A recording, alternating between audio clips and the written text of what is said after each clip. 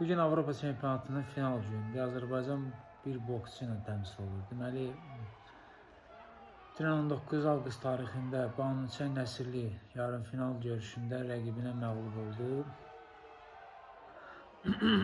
İrlandiyalı rəqibi ilə döyüşdü. Əla da döyüşdü. Əhval-ruhiyyəsi də yüksək səviyyədə idi. Ancaq ki, İrlandiyalı deməli rəqibi hətta hər iki raund, ikinci, üçüncü raundda xəbərdarlıq da aldı. Ancaq buna baxmayaraq hakimlər qərar verdi ki, Banu Nəsirli bu görüşdə qalib gəlməyəsin. Belə deyək. Döyüşü qalib də gələ bilərdi, sudyalar ona verə də bilərdi. Ancaq burada nədir əsas? Avropa qitəsinin belə deyək də sudyalarının baxış bucağı. Sudyalar çox zərbə vurana baxmırlar, sudyalar baxırlar təmiz zərbə vurmalıdır. Deməli, əlcək təmiz sifətə dəyməlidir. Bunlar buna uyğun olaraq qərar verirlər ki, hansı rəqib qalib gəlib. Məsəl üçün, Banu ondan 3 dəfə çox zərbə vururdu, ancaq o az vururdu, amma ki, təmiz vururdu.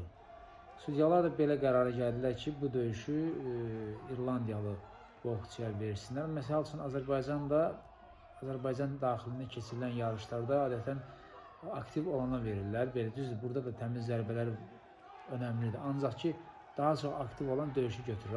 Amma ki, bu dünya çempionatında keçərli ola bilər. Niyə görə? Çünki fərqli qitələrdən fərqli metodlarla çalışan sudyalar var. Ona görə bəzən o tutarlı olur. Amma ki, Avropa qitəsində işlər biraz fərqli gedir, belə deyək, sistem biraz fərqli çalışır.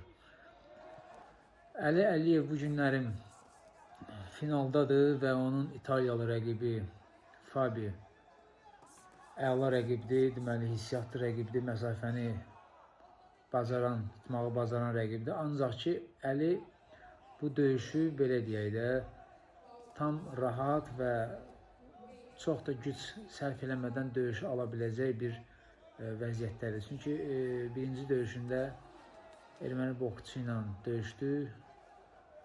Yaxşı döyüşmədi, amma qələbə qazandı. İkinci Xorvatiyalı normallaşdı. Üçüncü Slovakı yaxşı keçdi.